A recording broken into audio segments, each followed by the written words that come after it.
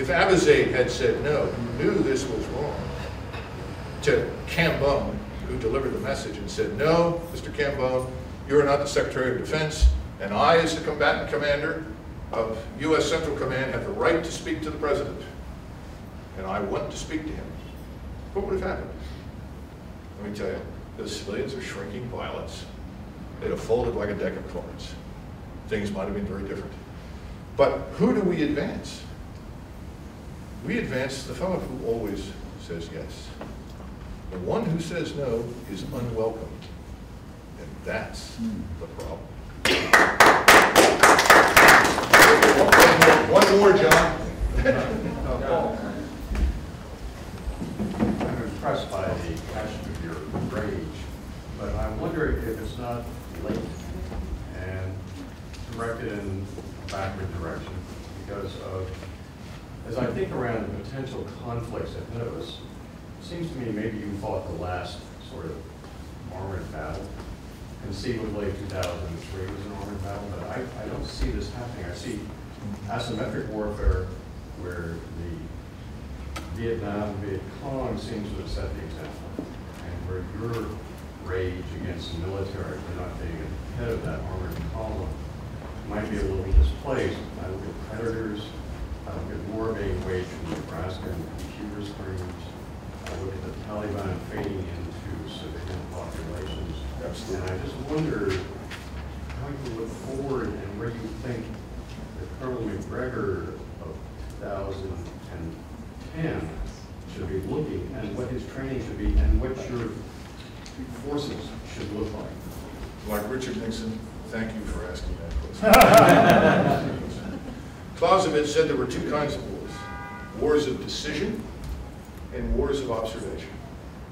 The last war of decision was World War II. That ended, most would say in 1945, although you can make a good argument, it really finally ended in 1989, right, with the end of the Soviet occupation. Those don't happen very often, but when they happen, they fundamentally change the political, social, economic relations around the world. We had two wars of decision, World War I, World War II. We've had none since. Wars of observation are really wars of choice. They're decisions to go somewhere for some reason that you think is important, but the reason is usually not that important. That's why it's a war of choice. So you have very limited interest normally. The problem for us is that we have a great deal of difficulty defining that interest, and so we wander into various places, and instead of pulling back, we get into this sort of narcissistic mode of, we can't just leave. We can't just pull out. Reagan did it in Lebanon, Clinton did it in Somalia, but you can't just leave. And then this thing metastasizes and becomes something that's never supposed to be.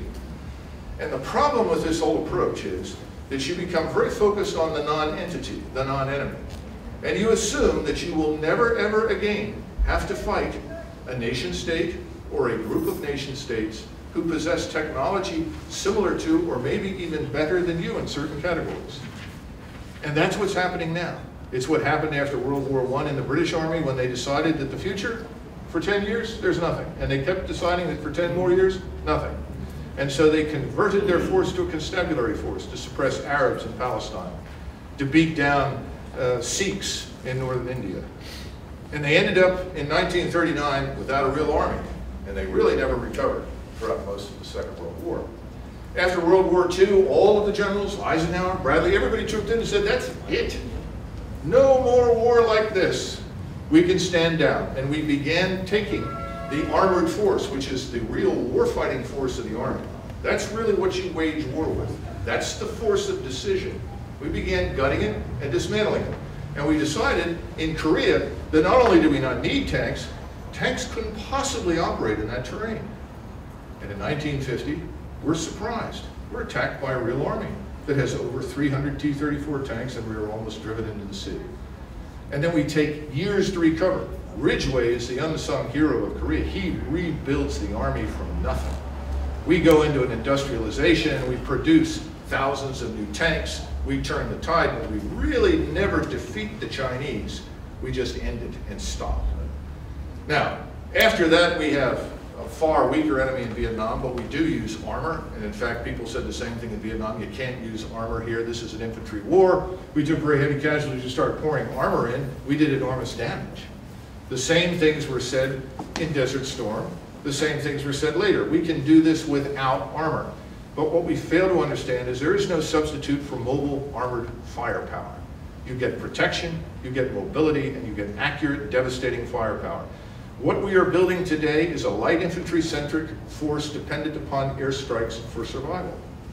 And we are building lots of UAVs, and I happen to think UAVs are wonderful, armed or otherwise. They have many fine uses, but the problem is they're low altitude, slow flying. So as long as you fight someone with no real air defense, someone with no real technology, someone with no real know-how, what you're saying will be fine. Now, the interesting thing to keep in mind is that we could be in for another 10 years of nothing. Or, if we continue to stay where we are now, we could discover that we are in confrontation with more than what we have found thus far in Iraq. We could end up in confrontation with the Turks over northern Iraq. The Turks have a real army with real capability. Over 70 million people. They can put 2 million men into the field and do it quickly, and they will fight like hell.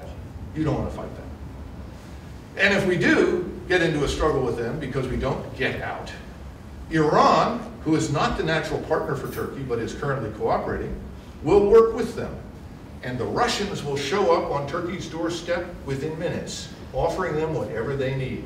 And the Chinese won't be far behind, because the world is sick to death of our bullying and our interventionism. And you'll get your war of decision 10 years early. My preference is to get out, and I am not saying that you will have to fight a war of decision in 10 years. I'm one of these people that thinks that we didn't need to intervene in World War I. Okay?